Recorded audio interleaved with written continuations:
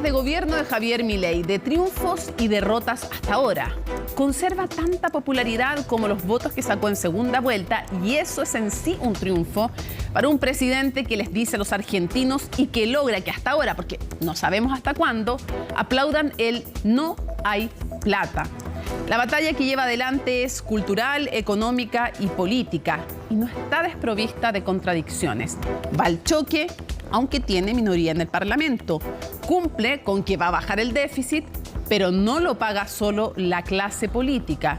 Critica a la casta, pero se supone que va a proponer para la Suprema a un juez que no puede ser más transversalmente casta en sus múltiples lazos y acusaciones que ha recibido. Baja la inflación, pero sube la pobreza. No son días fáciles. La forma en que decidió conmemorar el Día de la Memoria, las críticas que le ha hecho la Iglesia Católica por los recortes sociales, el aumento de sueldo para él y los parlamentarios que le costó la salida a un funcionario. ¿Cuál es la estrategia? Confrontar más que negociar, criticar a políticos, artistas, feminismo y más. Mano dura contra la delincuencia y conectar con los ciudadanos en sus sentimientos de hastío. Liberal en lo económico, pero conservador en lo social. Una nueva grieta ya no es peronismo-antiperonismo. ¿Estás con ellos o estás contra mí? Hasta ahora los argentinos parecen respaldar a quien no capitula, al menos de todas sus ideas. Pero, ¿seguirá siendo así? Lo conversamos en Conexión Global Prime.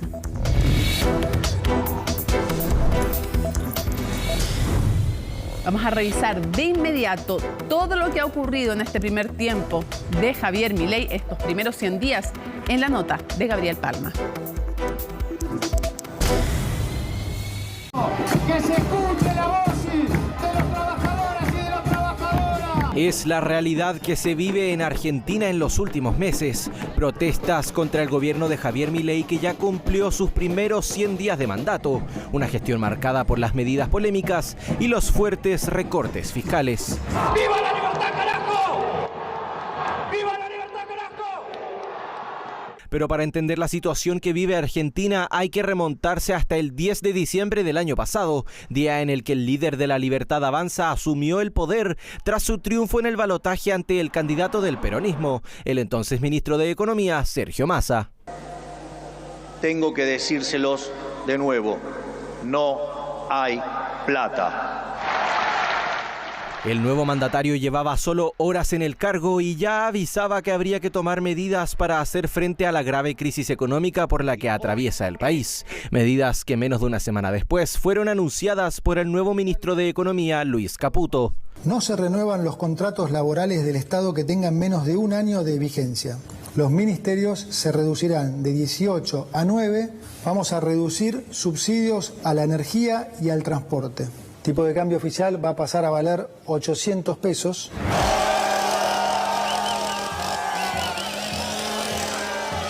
Fue el inicio del famoso Plan Motosierra de Javier Milei, que significó un importante recorte fiscal en áreas consideradas como irrelevantes, como la agencia de noticias estatal Telam o la Administración Nacional de Seguridad Social, medidas que significaron la reducción de la inflación de un 20,6% en enero a un 13,2% en febrero. Echamos 50.000 empleados públicos, no solo eso, sino que además se dieron de baja contratos, y fíjense que ahora están cayendo más contratos y van a caer 70.000 contratos. Sin embargo, los argentinos siguen viendo cómo la inflación interanual superó el 276% y la pobreza alcanzó a casi 6 de cada 10 argentinos. Y es muy fuerte. Vos veías gente de un poder adquisitivo que antes venía, y que yo tengo clientes, imagínate, yo hace 35 años que estoy acá, clientes de hace 15, 20 años, que venía y decía, dame, le compro para mi suegra, le compro para mi mamá, le compro para mi hermana. Ahora no. Todo vale mucha plata, la comida y la fruta, la verdura, la carne, los lácteos. Entonces, bueno, el mercado central, venir a este tipo de mercados, nos da la posibilidad de cuidar un poco más el bolsillo. La agenda económica de Javier Milei fue acompañada además de diversas medidas que buscaban liberalizar distintos aspectos del funcionamiento del país. Por ello, y con apenas 2 semanas en el poder, Milei presentó la llamada Ley Ómnibus, un paquete de reformas que finalmente debió retirar tras el rechazo de los principales artículos por la Cámara de Diputados. En paralelo, el gobierno firmó un decreto de necesidad y urgencia con más de 300 medidas para desregularizar la economía. Al ser un decreto, entró en vigencia, pero debe ser revisado por las 2 cámaras legislativas. Resulta rechazado, se comunicará a la Honorable Cámara de Diputados y al Poder Ejecutivo Nacional. Hace poco más de 2 semanas fue rechazado por el Senado. Sin embargo, el decretazo seguirá vigente hasta que pase por el escrutinio de la Cámara de Diputados. El DNU sigue vigente, porque todavía queda una instancia adicional. De todas maneras, no solo hay un plan B, hay un plan B y un plan C para cada una de las situaciones que puedan ocurrir.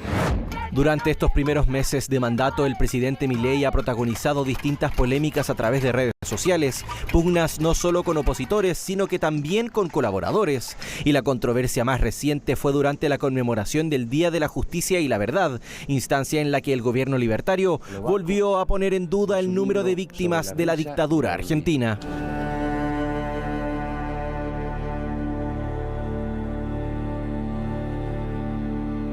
Hoy hay familias acá en la Argentina que todavía siguen buscando a sus hijos, entonces la idea es poder cada 24 de marzo rememorar esa fecha para no volver a repetir esos errores. Te sacaban de tu casa, te ponían panfletos y te tiraban vivos en el río.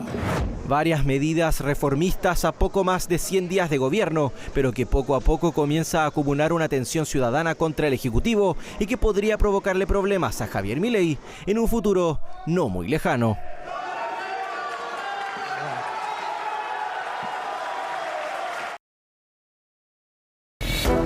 Comenzamos el análisis con una tremenda periodista, nuestra invitada favorita de Conexión Global Prime, Inés Capdevila, periodista del diario La Nación desde Argentina. Inés, muchísimas gracias por estar con nosotros.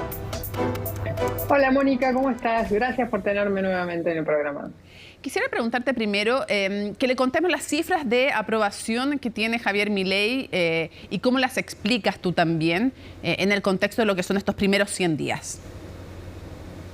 Básicamente te diría que las cifras de aprobación en general, porque hay encuestas que le dan un poquito más abajo, son muy similares a los porcentajes de voto que obtuvo Javier Milei en la segunda vuelta electoral de la Argentina. Recordemos que fue en noviembre pasado y que obtuvo el 56% de los votos, muy por encima de Sergio Massa, entonces ministro de Economía. ¿Cómo se explican? Y es una gran pregunta, porque en este estado de situación de la Argentina en el cual la inflación está rampante, baja, está a la baja, pero sigue siendo muy alta, el mes pasado fue del 13%, donde los precios todas las semanas cambian, donde los precios están a nivel internacional. Antes la Argentina estaba muy barata para ustedes, en Chile, para los uruguayos, para los brasileños, hoy es al revés, está todo muy barato en sus países para nosotros.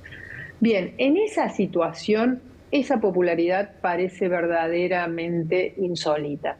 Ahora, si uno lo saca un poquito, si retira la mirada, va a ver que todavía Javier Milei sigue contando con el mismo fenómeno que le dio tantos votos en noviembre pasado, que es la esperanza de cambio, la esperanza de romper con esta situación de decadencia argentina para revertirla y darle a la Argentina una senda de crecimiento. Eso sigue estando muy a flor de piel en los argentinos, aun cuando cada día vivimos peor que el anterior. Ahora, para lograr aquello hay que tener, de alguna manera, realizaciones concretas. Veía el programa Odisea de La Nación TV a Carlos Pañi y reflexionaba junto a otras personas respecto de esta idea de confrontar o negociar cuando tienes minoría parlamentaria. Y claro, es bastante como más, de alguna manera, heroico la confrontación, mantiene más el perfil propio del antes candidato, ahora presidente, pero no puede ser eternamente si es que quieres tener logros que hagan que valga la pena el sacrificio. ¿Cómo lo ves, Inés? ¿Hasta cuándo?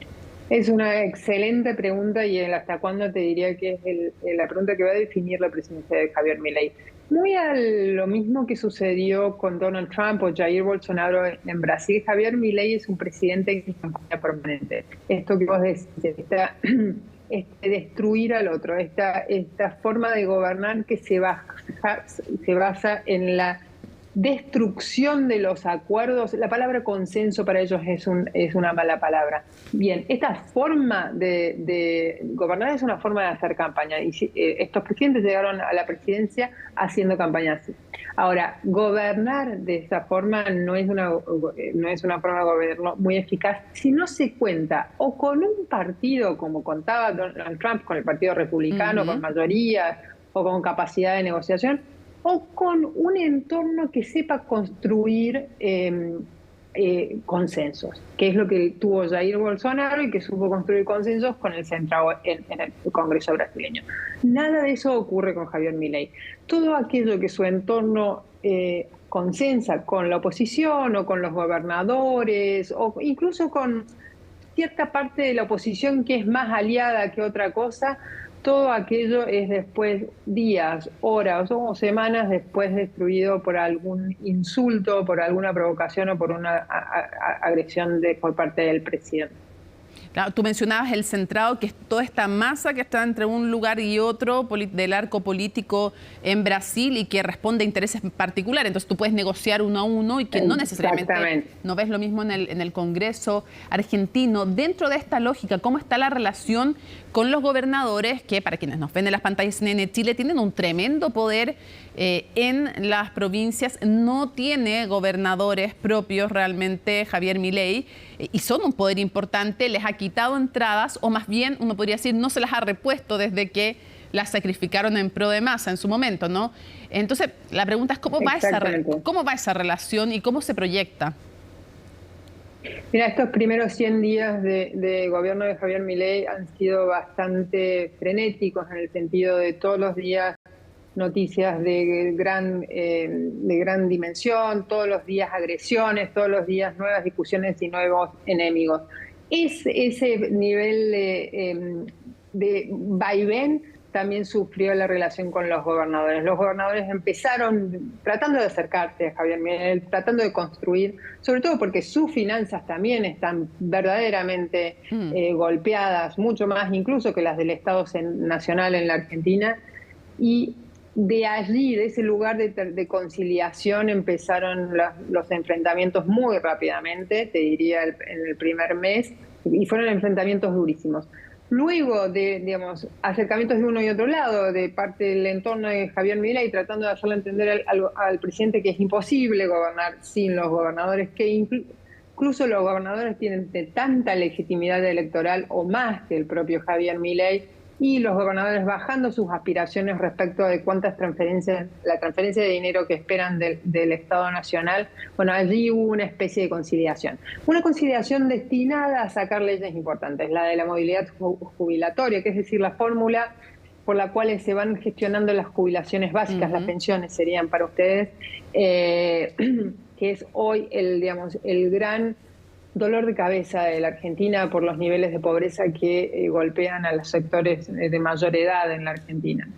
Entonces, eso después, los nuevos impuestos, como reimponer algunos impuestos, sobre todo el impuesto a las ganancias, todo eso trató de gestionarse en el acuerdo, una nueva etapa de amistad con los gobernadores, pero no llegó a ningún lado. Eso es lo que sucede con todas las leyes que ha tenido, todos los intentos de leyes que ha tenido la administración Milei, no han llegado a ningún lado.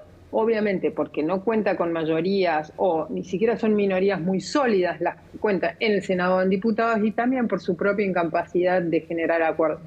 Claro, y en esto de ser presidente de minorías y con idea de grandes transformaciones, uno se acuerda de Pedro Castillo, incluso más que de Donald Trump o de Bolsonaro. Pero volviendo al paralelo con Bolsonaro y con Donald Trump, hay una beta populista, hay muchos populistas de izquierda, hay otros populistas que son más de derecha, pero en este caso vemos algunos rasgos de populismo en el sentido, por ejemplo, veía bueno, lo he visto en varias entrevistas y lo ha dicho públicamente él también, que le gusta la la comunicación directa con la gente, usa muchísimo las redes sociales. ¿Qué tan importante es, si sigue siendo o no, y si hay una comunicación importante que alimenta a través de las redes sociales? ¿Y cómo ves tú si qué tal se da que se sigue dando esa relación?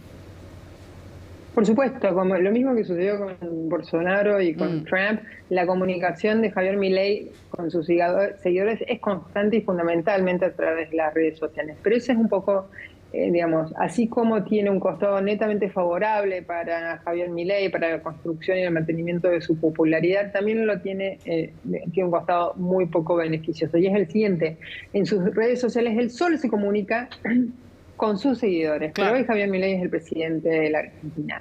Y si quiere mantener estos niveles altos de popularidad, si quiere empezar a construir sendas para que sus reformas, que son reformas necesarias para la Argentina, algunas de ellas sobre todo, lleguen a destino, para que se transformen en una realidad, al menos una, digamos. Si vemos, Jair Bolsonaro tuvo una gran reforma, que fue la previsional. Donald Trump tuvo una gran reforma, que fue el recorte de impuestos. Digamos. Al menos una necesita acuerdos legislativos. Y por el otro lado, la popularidad, volvemos a la primera pregunta, la popularidad de Milei se gestiona un poco en base a la expectativa de los argentinos. La inflación está bajando en la Argentina. Entonces, ahí esa es la gran fuente de expectativa. Ahora, si la inflación el mes que viene, supongamos, en abril,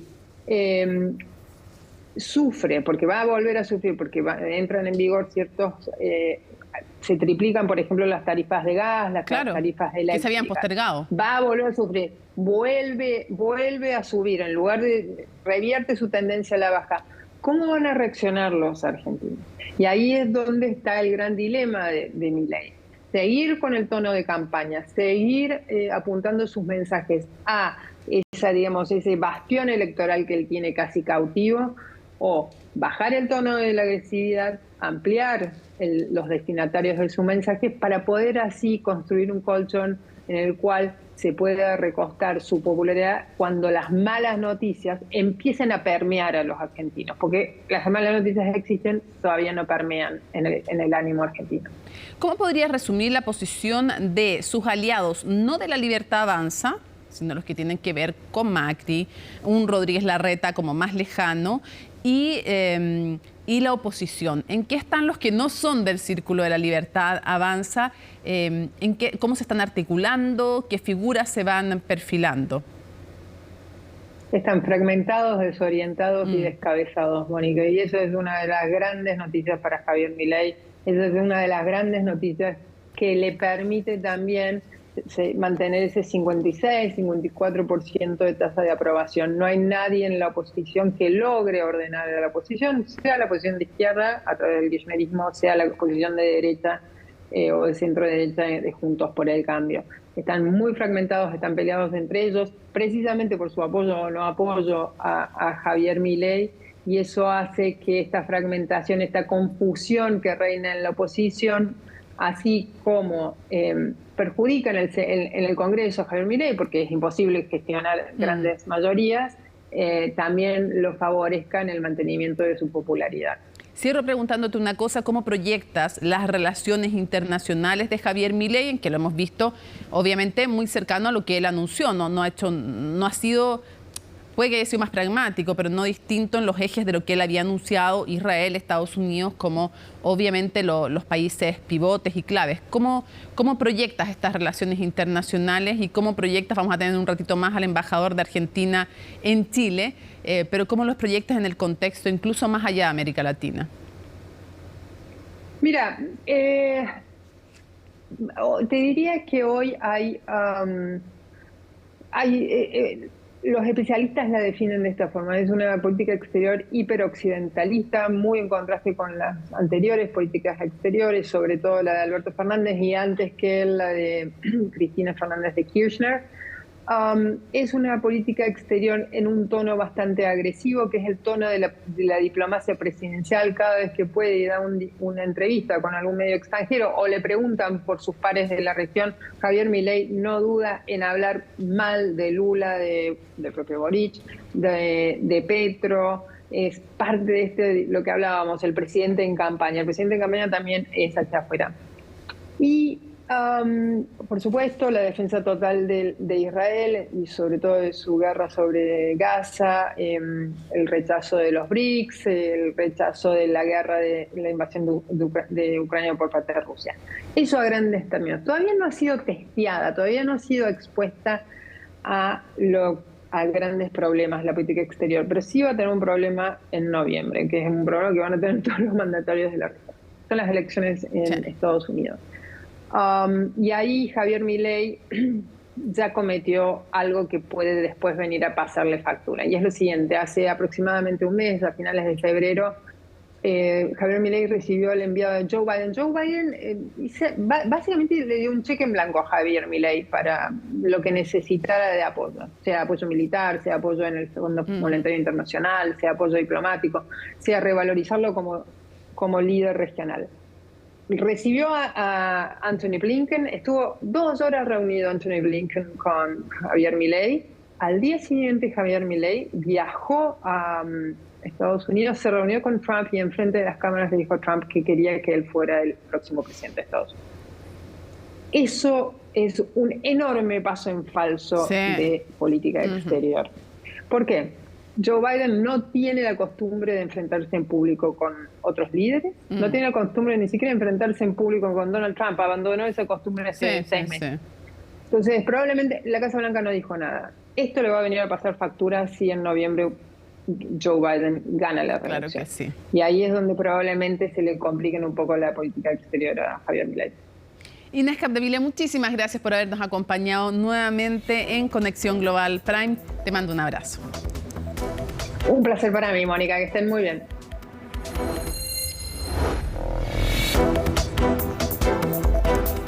Vamos a seguir profundizando en este tema y para eso vamos a tomar contacto desde Argentina con Aela B. en Camila Perochena, que es además panelista de importantes programas de televisión, historiadora de la Universidad Torcuato Di Tella y además amiga de nuestro programa de Conexión Global. ¿Cómo estás? Hola Moni, muchas gracias por la invitación, un placer estar con ustedes otra vez. Lo primero que quisiera preguntarte es, ¿cómo definirías tú estos primeros 100 días del presidente Javier Milei y qué tiene en común y en qué se diferencia con otros mandatos en la perspectiva histórica? Bueno, lo primero que diré es, son 100 días vertiginosos, es decir, son 100 días en donde el presidente trató de llevar adelante un programa muy ambicioso que incluyó un decreto de necesidad y urgencia, que es algo que emite el presidente con fuerza de ley, que tenía cientos de artículos, e incluyó también algo que llamamos la ley ómnibus, que también incluía cientos de artículos y que lo envió al Congreso en sesiones extraordinarias. Entonces, hay una ambición por parte del presidente de cambiar muchísimas cosas en un periodo muy corto de tiempo. El problema es que no buscó negociar eso, es decir, lo que trató de hacer el presidente fue, bueno, el decreto no se negocia porque entra en vigor inmediatamente después, lo tienen que rechazar las cámaras para que no funcione, pero en la ley fue al Congreso, empezó en diputados, se aprobó de forma general y luego cuando se empezaron a discutir artículos por artículos, empezaron a rechazarle los artículos y finalmente el presidente decidió retirar la ley. Entonces, ¿qué tenemos acá? Tenemos una ambición de cambio muy grande, pero muy limitada capacidad de negociación, mucha intransigencia, es decir, la idea de que si esas cosas no salen así, no tienen que salir.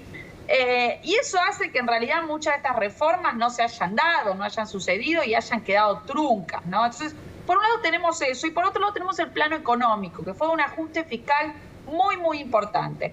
Vos me preguntás, en relación con el pasado, ¿no? ¿Cómo se puede ver esto? Bueno, hay presidentes que también en los primeros 100 días intentaron hacer reformas muy ambiciosas. Uno de los presidentes que mira Milei del pasado es el presidente Menem, que asume en 1989, presidente en toda la década del 90, que también en sus primeros 100 días mandó 2 leyes muy ambiciosas al Congreso, pero hay una gran diferencia entre Milei y Menem. Menem tenía mayoría en el Congreso, es decir, había arreglado con el radicalismo para que todas las leyes que enviara fueran aprobadas. Javier Milei tiene una minoría muy chica, tanto en la Cámara de Diputados, donde tiene 38, como en la Cámara de Senadores. Es decir, tiene tiene una estructura muy chica dentro del Congreso. Menem no lo tenía. Menem tenía el Partido Justicialista, el peronismo, adentro. Milei tiene una estructura partidaria muy nueva, muy chica, con poca experiencia política, y Menem tenía una capacidad de negociación y de articulación con sindicatos, empresarios, sectores de la sociedad civil, que lo ayudaron a llevar adelante esas reformas tan ambiciosas. Bien, entonces, y por el contrario, Milei no tiene ni conexiones ni redes armadas dentro de los sindicatos, dentro de las organizaciones sociales de desocupados. Entonces, la realidad es que quiere hacer una reforma casi o más ambiciosa que la que llevó adelante el menemismo, pero sin negociación y sin la estructura que tenía el menemismo. Eso hace que, bueno, muchas de estas reformas ambiciosas que pretende hacer queden truncas. Ahora, uno se pregunta, con minoría parlamentaria, extrema minoría parlamentaria, pero efectivamente, de alguna manera todavía harta popularidad, eso juega a su favor, es clave el tema de la popularidad. Y uno diría, ¿qué le ayuda en estos momentos a Javier Milei? Leía por ahí, pensaba también que de alguna manera le ayuda a la historia, pero también le ayuda al presente. Cuando pienso en la historia, pienso en los gobiernos anteriores, que fueron tan desastrosos que en el fondo como que se mira la historia y dice, bueno, en fin, no digamos que estábamos muy bien. Y cuando se mira al presente, lo pienso por una oposición muy desarticulada todavía. No hay un referente claro. Estoy totalmente de acuerdo con vos, Mónica. Tiene varias cosas que lo ayudan a por ahora sostener muchísima paciencia social, porque si uno mira el pasado argentino, uno esperaría que con el nivel de ajuste fiscal que está llevando adelante el gobierno, la sociedad civil se organice, se movilice, estalle. Es decir, uno esperaría muchísima mayor conflictividad social. Pero como bien vos decís, en realidad la popularidad del gobierno sigue siendo bastante alta. Si bien los índices de confianza en el gobierno están cayendo un poco, sigue siendo una popularidad bastante alta. Y yo creo que efectivamente son varias cosas las que ayudan a eso. Por un lado, la crisis de representación total en la que asumió Milei. Es decir, una crisis en la cual la sociedad civil, los ciudadanos, no confían en los principales partidos políticos que gobernaron la Argentina en los últimos 20 años, ¿no? Ni en el peronismo, ni en la Unión Cívica Radical, ni en el PRO. Es decir, consideran que los dirigentes políticos que gobernaron los últimos 20 años no tienen capacidad para resolver los problemas de la Argentina porque ya gobernaron y no lo pudieron hacer. Entonces, yo diría que eso es una de las cosas principales. Y la otra cuestión principal es que la crisis económica era tan grande, y sobre todo en los últimos meses, y se logró internalizar, creo yo, dentro de la sociedad civil, que las distorsiones que había en relación con los precios eran muy importantes, algo que creo que Milei, a lo que Milei logró convencer, que hace que todavía el discurso del gobierno de, bueno, las medidas que estamos tomando son porque porque el gobierno anterior no supo resolver la crisis económica, y la anticipación del propio Milei diciendo, bueno, los próximos meses van a ser peores, y con una estrategia discursiva que es la siguiente. Dijo que iban a ser mucho peores, por ejemplo, la inflación de lo que está haciendo, ¿no? Entonces, en diciembre, ¿qué te decían? Bueno, vamos a tener 3 meses de 30% de inflación. Bueno, la inflación finalmente fue menor, 25, 15. Entonces, como los números no son tan malos como habían anunciado, yo creo que eso también juega un poco con las expectativas de la sociedad, ¿no? Claro. Al final no está tan mal como nos habíamos hecho la idea. Sin embargo, la situación es tremenda. Digo, hay niveles altísimos de recesión. Los precios aumentaron muchísimo, por lo cual yo no me confiaría, si fuera el gobierno, solamente o no miraría solamente los índices de popularidad, porque bueno, esto no sé cuánto margen de maniobra y cuánto tiempo va a tener para seguir con este nivel de ajuste. Claro, es que hay momentos en que los políticos juegan la carta de la esperanza, pero cuando te prometen algo bueno y no pasa, viene la desilusión. Cuando te dicen que viene la hecatombe mundial y vienen tiempos malos, pero no una hecatombe, tú dices, bueno, la verdad es que lo hizo bien porque nos libró de la hecatombe, aunque estemos pasando tiempos complicados. A mí me parece magistral eso que hizo Milei, me parece muy inteligente como estrategia comunicacional, me refiero. Quisiera llevarte a otro tema que tiene que ver con la historia y la memoria. El día justamente de la memoria en que conmemoran tanto la dictadura como el golpe de Estado, los detenidos desaparecidos, vino un video muy polémico del gobierno en que ellos... La verdad es que se centran, son muy duros con los organismos de derechos humanos, se centran en las víctimas de la violencia por parte de montoneros y otros grupos guerrilleros que son víctimas reales, yo no digo que no lo sean, pero no hablan en contra de la violación de los derechos humanos, hablan de una guerra en vez de una violación sistemática de parte del Estado. Entonces quisiera preguntarte cómo... ¿Qué pasa con esa idea que parecía haber sido un consenso? ¿Se resquebraja el consenso respecto de derechos humanos? ¿Qué efectos puede tener? ¿Ha generado o no resquemor más allá de sus partidarios? Esto que vos planteás es muy importante. A ver, el 24 de marzo, cuando se conmemoraba el aniversario del golpe, Milei, el gobierno, sacó un video, como bien vos decís, con 3 testimonios, ¿no? Uno es un testimonio de Juan Bautista Joffre, que llevaba un poco el relato, y después un testimonio de una víctima de organizaciones armadas, de la guerrilla, cuyo padre y hermana fueron asesinados por la guerrilla, y de un ex montonero, un ex miembro de organizaciones armadas, que es como que es muy crítico de su rol dentro de la guerrilla. Ahora bien, ese video no tenía, por ejemplo, ningún testimonio de víctima de la dictadura. Y era un video que, si bien se lanzó en el aniversario de la dictadura, no hablaba de la dictadura, es decir, no se nombró a la dictadura en ese video. Y esto es un punto muy importante. ¿Por qué? Bueno, porque lo que el gobierno transmite, o la interpretación de la historia que uno ve en ese sentido, es que hay una crítica, una condena a la violencia de las organizaciones armadas, pero no hay una crítica al terrorismo de Estado, es decir, a los crímenes cometidos en la dictadura, que ni siquiera son nombrados. ¿Eso qué te lleva a pensar? Bueno, que el gobierno está tratando de justificar los crímenes cometidos por las Fuerzas Armadas durante la dictadura mediante la condena de los crímenes de las organizaciones armadas, ¿no? Es como que se pasa a un extremo. Durante mucho tiempo con el kirchnerismo se romantizó un poco el rol de los grupos guerrilleros, y ahora se pasa al otro extremo, en el cual se condena ese rol para terminar justificando el terrorismo de Estado. Entonces, acá se está rompiendo con un consenso que uno podría decir es el consenso que surge en la transición democrática en Argentina en el 83. Lo que acá llamamos el consenso del nunca más terrorismo de Estado, nunca más una dictadura. Es el consenso que se abre con la propia democracia cuando los militares son llevados a juicio. Y el video está rompiendo con ese consenso porque, ¿qué está diciendo? Está diciendo básicamente que en 1976, que durante la dictadura no hubo terrorismo de Estado, sino que lo que hubo fue una guerra. Bien, y hace mucho hincapié en la idea de guerra.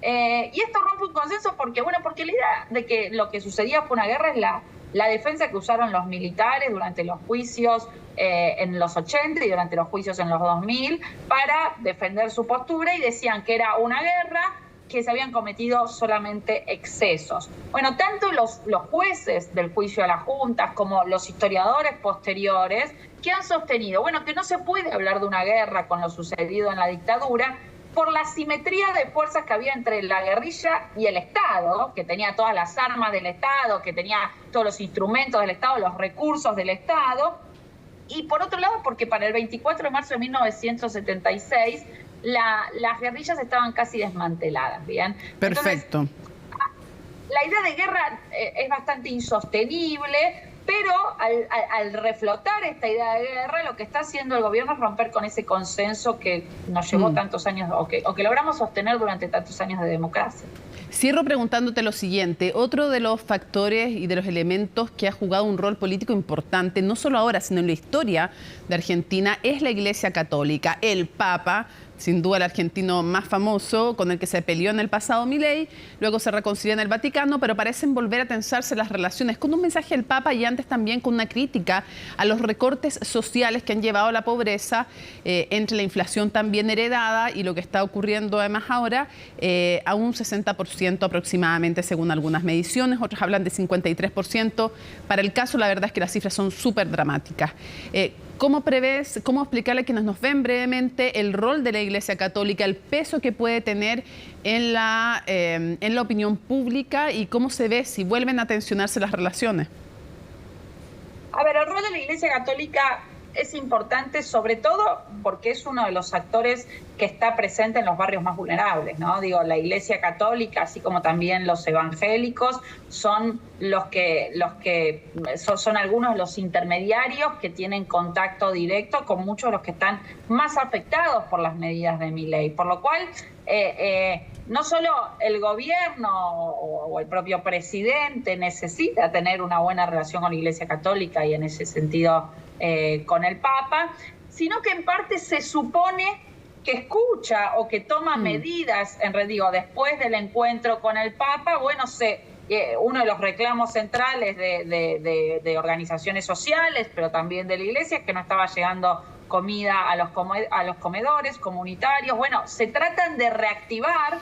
El problema es que la gestión es muy mala, con muy poca experiencia, entonces no se logra hacerlo del todo. Entonces yo diría que el rol del Papa es central en eso, en tratar de ablandar algunas de las decisiones del gobierno. En eso es muy importante. Ahora, ¿cuál es el rol del Papa o de la Iglesia en la opinión pública? Bueno, yo ahí creo que es mucho más limitado. La influencia que hoy tiene la Iglesia Católica en la opinión pública argentina es muchísimo, pero muchísimo menor que la influencia que tenía la Iglesia Católica hace 30 o 40 años, ¿bien? Entonces, yo creo que puede tener influencia en aceitar las relaciones con el gobierno y que el Ministerio de Desarrollo Social tome algunas cartas en el asunto de lo que están reclamando las organizaciones sociales. No creo que tenga tanta influencia en la opinión pública en general. Camila, muchísimas gracias por habernos acompañado en este nuevo Conexión Global. Seguimos atentamente lo que ocurre en Argentina. Gracias, Mónica. Un beso muy grande. Un abrazo. Nos vamos entonces a la pausa. Al regreso, entrevista exclusiva al actual embajador de Argentina en Chile sobre los 100 días, pero también las polémicas que ha protagonizado. Pausa y regresamos.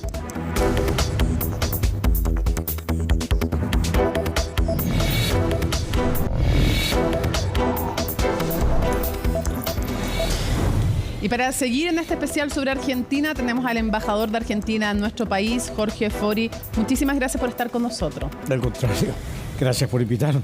Ha estado bien agitada su llegada a nuestro país, polémicas de por medio, pero antes de ir a las polémicas me gustaría preguntarle otra cosa. ¿Con qué encargo llegó cuando lo designan en el cargo? ¿Qué le dice la canciller Diana Mondino? ¿Cuál es el énfasis? ¿Cuál es la misión con la que le envían a Chile? El énfasis tiene que estar puesto primero en que hagamos más efectiva la integración fronteriza.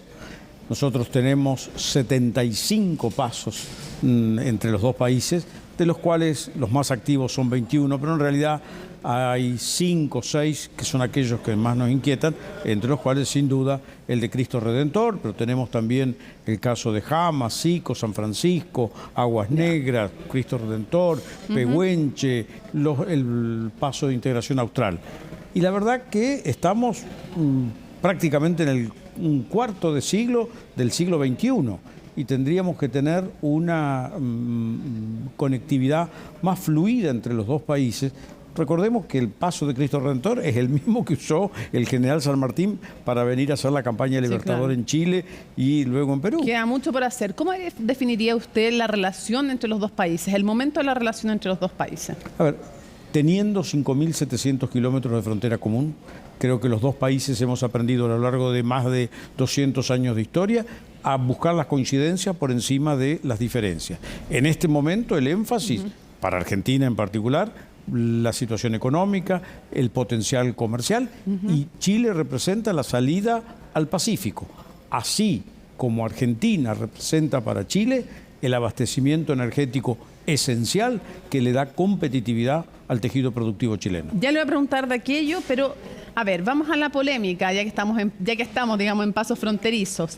Dijo o no dijo, comillas, me refiero a una reunión efectuada hace algunos días en Uspallata, en Mendoza. Comillas, mi país, Argentina, ya era potencia agrícola mientras ustedes recién aprendían a comer. No, que en la conversación se mencionó el potencial agrícola de Argentina, sin duda en algún momento de la conversación. Esa otra parte final me parece que es un agregado de alguno que transmitió el contenido de un diálogo que era entre las dos cancillerías, acompañado de algunos funcionarios de organismos de aplicación. ¿Nunca dijo nada parecido? Nada que pudiera ser leído tan cruelmente. Le soy franco, yo quiero muchísimo a Chile. Como usted sabe, yo he estado acá destinado hace 30 años. He sido muy feliz en Chile. Para mí Chile siempre me ha suscitado una gran admiración. Primero porque ustedes han hecho un proceso transformador de Chile que empezó un poquito antes de que yo viniera en mi anterior encarnación hace 30 años y que desarrollaron con gran esplendor a lo largo de los 90. ¿Pero esta frase no lo representa? No me representa con claridad porque, vuelvo a decir, quiero a Chile, admiro a los chilenos y soy feliz entre los chilenos. Para que despejemos esa reunión, ¿levantó o no levantó la voz como aparecen en los memos de la Cancillería? Como usted verá, los petizos somos enfáticos para hablar. Y yo soy enfático, pero no levantar la voz ni nada por el estilo. ¿No despreció la figura del delegado presidencial diciendo que ustedes no tienen esa figura en su país y que no la reconocen? No. Yo pregunté qué era el delegado presidencial que nosotros no tenemos. Porque más o menos todos los países de América Latina tenemos autoridades similares, de provinciales, regionales, lo que fuera, más o menos se conoce. No conocía yo el delegado presidencial y tuve la oportunidad de preguntarle al que estaba allí como el delegado presidencial cómo eran las competencias de ese cargo, que nunca las había visto aplicadas en temas de integración física. Tampoco es cierto que usted dijo que no reconocía esa figura a su gobierno. Tampoco es cierto que usted habría dicho que no reconocían esa figura en su gobierno. No es ese cargo. Por eso, no es para nosotros. Yo no tengo por qué reconocer lo que crean los chilenos. Ustedes sabrán. ¿Y cómo se explica usted entonces toda esta polémica por esa reunión en que dicen que usted maltrató a los funcionarios chilenos? No. A ver, quién lo dijo, no sé quién sería, pero que se haga cargo de ello y que explique por qué. Pero la verdad que no. Tuvimos una reunión de trabajo que es muy importante. El Comité de Frontera del Cristo Redentor quizás es lo más relevante que tenemos en este momento de conectividad. Tendríamos que tener un poquito de vergüenza de que teniendo la cantidad de pasos que tenemos, tengamos tan pocos en buen funcionamiento y que el principal sea Cristo Redentor y todavía 220 años después de San Martín tengamos bemoles. Ya, o sea, usted niega completamente que haya habido un impasse. No. ¿Se lo imaginaron los funcionarios chilenos? No es que lo imaginaron a veces en la contextualización de cómo uno describe una conversación, uno le agrega, le saca, le pone y esto se ve en ese momento. ¿Nadie en Cancillería le ha representado su molestia por este tema? A ver, porque yo hubo he una estado reunido en la Cancillería, tienen plena conciencia de lo que ha estado en estos días en las noticias, me lo mencionan, para un diplomático... ¿Se lo representaron? No como una representación, entiendo que la palabra representación para ustedes es como diciendo atención con tal cosa, no, lo mencionaron, que en diplomacia es ya de por sí un mensaje. Ya, ¿y usted les contestó? A ver, expliqué lo mismo que le estoy explicando a usted. ¿Y quedó satisfecho en Cancillería? ¿Le dijeron en Cancillería que estaban satisfechos con su explicación? No creo que la conversación fuera para que me dijeran estamos satisfechos o no estamos satisfechos. En diplomacia, cuando le mencionan un tema, uno lo registra y apunta a una sensibilidad.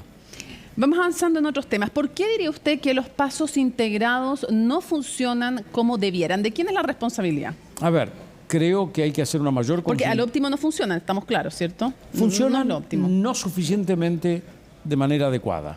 Primero que nada, hay varios pasos donde no hay gente todo el tiempo, todo el día para pasar. O sea, uno tiene que calcular, aparte recordemos que no son pasos que están, digamos, en una calle cruzando.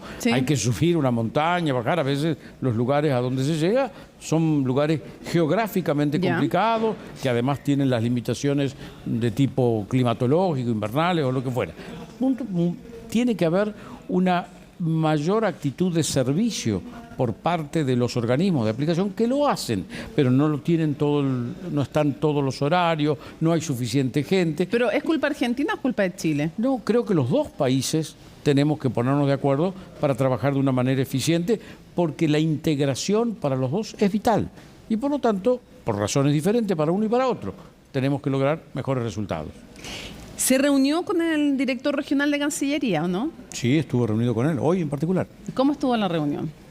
Como corresponde, los diplomáticos chilenos son gente con una fina experiencia y sabiduría. Tuvimos un diálogo que transcurrió de la manera útil para ambas partes. Se me queda en el tintero un punto del tema anterior de esta reunión en que desde funcionarios de Cancillería dicen que usted los habría maltratado. Fíjese que el diputado Stefan Schubert, ¿por qué se lo menciono a Stefan Schubert? Porque es del Partido Republicano, o sea, no es oficialista, que podría de alguna manera tener alguna solidaridad con el gobierno, no es el caso, digamos, de la oposición. Llamó a las autoridades de Argentina, comillas, a respetar a las autoridades chilenas. Ocurrió un incidente con el representante argentino en Chile respecto al cruce de los Libertadores. Es de esperar que el señor embajador se pueda disculpar por cuanto las autoridades chilenas deben ser respetadas, así como también nuestro pueblo. A ver, ¿qué le contesta? Tal cual como le comenté a usted hace unos minutos, no conocía la figura de, más que nada, no conocía bien las funciones del delegado presidencial. Ah, no, pero se refiere a todo el incidente, no solo a ese punto. A ver, partiendo de esto, yo le pregunté al delegado presidencial cuáles eran sus funciones. Y si en algún momento se sintió molesto, le pido disculpas. Como en aquel momento, también por esta vía. ¿Ya le pidió disculpas al delegado? En aquel momento, si hubo alguna cuestión que lo molestó, pido mis disculpas. No, sí, ahora entiendo que públicamente lo está haciendo, pero ¿tuvo algún contacto por todo este incidente o le pidió disculpas a alguna autoridad? No, porque en ningún momento me dijeron, pídanos disculpas. Yo di las explicaciones del caso, vuelvo a repetir, pregunté cuáles eran las funciones. Ya. Y lo otro me dice usted que no ocurrió aquello de esa frase, la frase de la polémica. No fue hecha de esa manera tal cual ha sido presentada. ¿Cómo fue hecha entonces? ¿Cómo? ¿Cómo fue hecha entonces? A ver, en algún momento se habló de la tradición argentina como gran productora agropecuaria, lo otro lo agregó alguien. Ya. Quisiera preguntarle, el 28 de marzo usted... De hecho, usted tiene la presentación de las cartas diplomáticas oficialmente, ¿no? Ahora, no queda nada. Sí, el jueves que viene. Y usted agregó la frase, si Dios quiere, ¿es como un decir nomás o porque cree que puede haber algún problema? No, a ver, la frase mía es, uno nunca puede decir que cuenta con la seguridad que llega hasta ese día. No por la función, sino porque la vida es... Ah, ya, por la vida misma. La vida misma. Ya, sí. Ok. Ya lo voy a llevar de nuevo porque quiero preguntarle cuáles son las áreas en que podríamos crecer más, como en las relaciones. Lo voy a llevar en un ratito más a eso, pero antes, otra polémica, pero que viene desde su país. Quisiera preguntarle por qué en el Día de la Memoria, que tal vez quienes nos ven a través de la pantalla de CNN Chile no saben, pero en Argentina es un día en que se recuerda los derechos humanos, lo que fue la dictadura, el golpe de Estado. Entonces, en su país me refiero. Sí, ¿por qué en el Día de la Memoria el gobierno del presidente Javier Milei decide hacer una campaña y un video en que hay una versión, porque ellos critican la versión tradicional como parcial, y hacen una versión que, según medios que no son precisamente de oposición, no es precisamente que tienda a la reconciliación y presenta y hace el énfasis solamente en las víctimas de la violencia de Montoneros y de otros, pero no habla de la dictadura, no hace el énfasis en la violación de los derechos humanos de las víctimas de la represión del terrorismo de Estado. A ver, creo que en la historia argentina de los 40 años recientes, está suficientemente claro la lucha que hicieron muchos sectores de la sociedad, muchos organismos, las madres de Plaza de Mayo, hijos y otros, por establecer lo que había sido la represión que había dado el gobierno militar. A veces han quedado un poco fuera de foco las causas o las condiciones que llevaron a esa reacción por parte de sectores militares que no la justifica, pero que están en el historial de la sociedad argentina. En estos días, o anteayer, hoy, se ha puesto mucho énfasis, o se ha hablado mucho de esa causalidad, pero que no quita nada de la lucha que hicieron una cantidad de organismos que han sido muy, muy prevalentes en su accionar dentro de Argentina, y a veces se han minorizado las causas previas. De algún modo, esos reequilibrios que la historia de un país va haciendo cada tanto. Pero no pareciera tender a la reconciliación, poner solo una mirada. Es que no es una mirada, la otra mirada está y está. Pero el gobierno no la hace propia. No, a ver, el gobierno es una sucesión de gobiernos que han venido en estos 40 años, que han reconocido todo todo lo hecho y ahora se puso un poquito más de foco o luz en algo que tiene que ver con ese olvido o esa no atención de las causas o de las acciones que previamente condujeron a esto. El gobierno del presidente Javier Milei reconoce que hubo una dictadura con una política sistemática de violación de los derechos humanos. A ver, creo que eso está establecido más allá de lo que pueda cada gobierno reconocer. Los argentinos sabemos que vivimos un periodo dictatorial, con mucha pérdida de vidas humanas, con situaciones muy trágicas para nuestra historia reciente, y estamos haciendo una mirada 40 años después que procura tener un adecuado balance de ese panorama.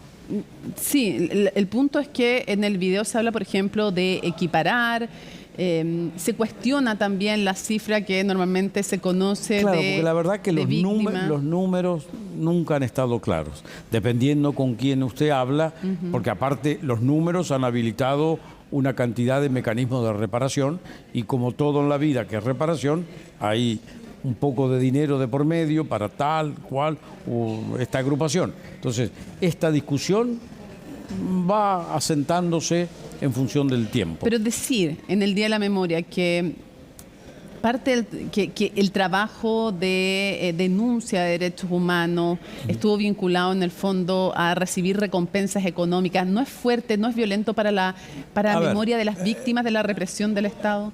Vuelvo a decirlo, es un conjunto de actores, hay un sector que quizás se haya visto más favorecido o más en alguna otra etapa de gobierno y es como un reequilibrio que se produce en este momento. ¿A usted lo representa ese video? A ver, no lo he visto yo en directo, sinceramente me parece importante no solo la lucha que tuvieron los organismos durante la democracia, sino también tener claro las causas preexistentes. Pero usted no compartiría que fue porque se hicieron las denuncias. ¿Usted compartiría que se hicieron las denuncias de derechos humanos por un tema económico? No, siempre las denuncias se hicieron para restablecer la vigencia de los derechos humanos. Ya. No quita que haya alguno que haya entrado en esa lucha por un interés más económico. Lo quiero llevar a otros temas. ¿Cuál diría usted que es la dificultad o que no existe dificultad en llevar las relaciones entre dos países cuando los gobiernos están tan diferenciados ideológicamente? Porque, digámoslo, el presidente Javier Milei y el presidente Gabriel Boric tienen tremendas diferencias ideológicas. ¿Cuán difícil se hacen las relaciones entre dos países? Creo que los dos presidentes están haciendo una demostración de su expertise o de su madurez política y no convierten la relación entre Argentina y Chile en un debate ideológico. Saben que compartimos 5.700 kilómetros de frontera común, que tenemos una cantidad de temas de integración física, de cooperación económica, de cooperación científico-tecnológica, de la búsqueda de intereses de energía, de salida del país. Entonces, han puesto por delante esto más que enfatizar las diferencias. No, yo empiezo por el lado de la centroizquierda, no, yo empiezo por el lado de la centroderecha. No. Los dirigentes, una vez que llegan a la gestión de gobierno, aprenden de la responsabilidad y de los límites que tiene el cargo y se hacen plenamente conscientes, si no pasan a ser como figuras marginales de la historia donde sea en el mundo.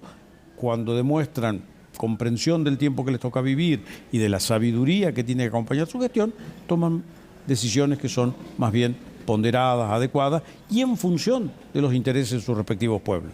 ¿No piensa ya el presidente Javier Milei que el presidente Gabriel Boric es un empobrecedor, como dijo cuando vino acá siendo candidato, y que su elección es un desastre? En campaña... Digo, son sus palabras textuales, no las estoy cambiando. Sí, pero en campaña, para enfatizar posicionamientos, a veces se cometen, llamemos así, excesos que después el tiempo está corrigiendo. ¿Usted diría que esos fueron excesos? No creo que el presidente Milei no valore lo mucho que significa la relación con Chile y que en este momento la relación con Chile la representa o la encarna el presidente Boric, con quien se debe... A ver, se han encontrado inclusive en Buenos Aires cuando fue la transmisión del mando y todo transcurrió dentro de la razonabilidad de dos dirigentes que dicen, yo no pienso igual que vos, pero tenemos mucho de coincidencia para nuestras naciones. ¿Qué le pareció a usted la decisión de Chile respecto de Israel en la FIDAE de no permitir que empresas israelíes participaran? A ver, no me cabe a mí como embajador hacer el comentario. Siempre es importante tener abiertos canales de diálogo con países o entidades aún con aquellas que no nos identificamos. Y Israel es un país muy relevante en el mundo, llamemos así, de la defensa, del armamento, de la cooperación aeronáutica. Los chilenos habrán valorado que en este momento a lo mejor no lo querían tener, pasando un simbolismo de dónde se sienten que debieran estar. Pero no es para los demás que comentemos, porque no vamos a resolver nada. Pasamos a ser como críticos de cine, y la verdad que ese no es el rol de los gobiernos. Para ir cerrando un par de temas, porque se nos acaba el tiempo. Plataforma continental. ¿Qué piensa Argentina y cómo se puede abordar esta diferencia que sigue existiendo entre ambos países? A ver, tenemos que seguir dialogando. Es muy importante porque los dos tenemos intereses que defender, porque forman parte de las riquezas que están hoy, pero que realmente tienen un potencial extraordinario para el futuro. Entonces, la verdad que Argentina y Chile tienen que coordinar ciertas cuestiones para que esa superposición de los espacios marítimos y la plataforma continental no se conviertan en un factor impidiente de un relacionamiento en beneficio de nuestros países y de los recursos que podemos extraer unos y otros. Usted dice diálogo, pero ¿está dispuesto a ceder a Argentina? El diálogo es lo más importante. Aparte, un diplomático que no proponga el diálogo es un inútil. Para hacer la guerra hay otra fuerza. Como diplomático, lo que sugiero o lo que propongo es dialoguemos, veamos dónde están las coincidencias, qué podemos hacer en conjunto, qué queremos reivindicar. A veces hay sectores excesivamente mirando hacia atrás que se quedan como en afirmaciones excesivamente nacionalistas, y el mundo hoy se nos ha hecho altamente supranacional. Usted, como conductora de televisión, es una de las artífices de un mundo que ya no hay espacio para que se puedan decir esto es mío, esto no, porque usted sabe que su medio le llega a una cantidad de gente, le llega al mismo tiempo y forma opinión. El mundo cambia permanentemente. Ahora, la soberanía es la soberanía, y en eso hay Sin diferencia duda, pero hay que saber utilizar en qué consiste la soberanía. Basta decir, este mapa, esta rayita es mía y vos de acá no. No, a ver, si yo tengo una idea que esta rayita y la otra están superpuestas, veamos cómo la trabajamos para hacer una explotación en beneficio de los dos lados. Cierro preguntándole en qué está Vaca Muerta, porque sería una fuente energética importantísima para Chile. Se anunció hace meses que transportaría gas a nuestro país, para quienes no sepan necesariamente en sus casas qué es Vaca Muerta. ¿Podemos confiar en que no se va a ocurrir, no va a suceder una situación como la del 2004? ¿Y en qué está Vaca Muerta? A ver, Vaca Muerta es uno de los grandes centros de producción petrolero y sobre todo de recursos gasíferos. Y la verdad que gran parte de la relación bilateral entre Argentina y Chile está en este momento afincada, fundada sobre el suministro de energía de Argentina a Chile, como nosotros estamos interesados en otras cosas que Chile nos ofrece, sobre todo, como le mencioné al principio, en la salida al Pacífico. Argentina es la primera interesada en que se confíe que es un proveedor confiable o que es un proveedor que va a estar siempre presente. Y si alguna gestión cometió el error de interrumpir o poner en duda el suministro de gas o de petróleo o de biodiesel a Chile, cometió un error. Y los errores se pagan. Y por lo tanto, esto que usted menciona es 2002, 2004, estamos ya en el 2024. Han pasado prácticamente 20 años claramente. Hay que saber que si yo no soy el proveedor, viene un barquito que vendrá de Estados Unidos o de algún otro mercado y que le suministrará. Pero Argentina le da la seguridad a Chile que eso no va a ocurrir de nuevo. El gobierno del presidente Milei está comprometido en ser un proveedor energético eficiente, confiable, eficaz para Chile y para otros países de la región. Embajador, se nos acabó el tiempo, pero no quiero dejar de preguntarle. Son 100 días del gobierno del presidente Javier Milei. ¿Cómo cree usted que va a ser recordado, para cerrar esta entrevista, cómo cree usted que va a ser recordado este gobierno del presidente Milei? En estos 100 días, lo primero y lo más relevante es que el presidente Milei está discutiendo temas que los argentinos hemos dejado de lado, no hemos discutido por varios años, y está trayendo una agenda de vinculación, no solo con la región, sino hacia el interior de Argentina, extremadamente relevante. Argentina, como decimos los argentinos, tiene que ponerse las pilas, y el presidente Milei hace que los argentinos nos pongamos las pilas. Embajador, muchísimas gracias por habernos acompañado en este especial de Conexión Global Prime. Y ustedes, por supuesto, sigan en la compañía de CNN Chile. Nos vemos en un próximo Conexión Global Prime.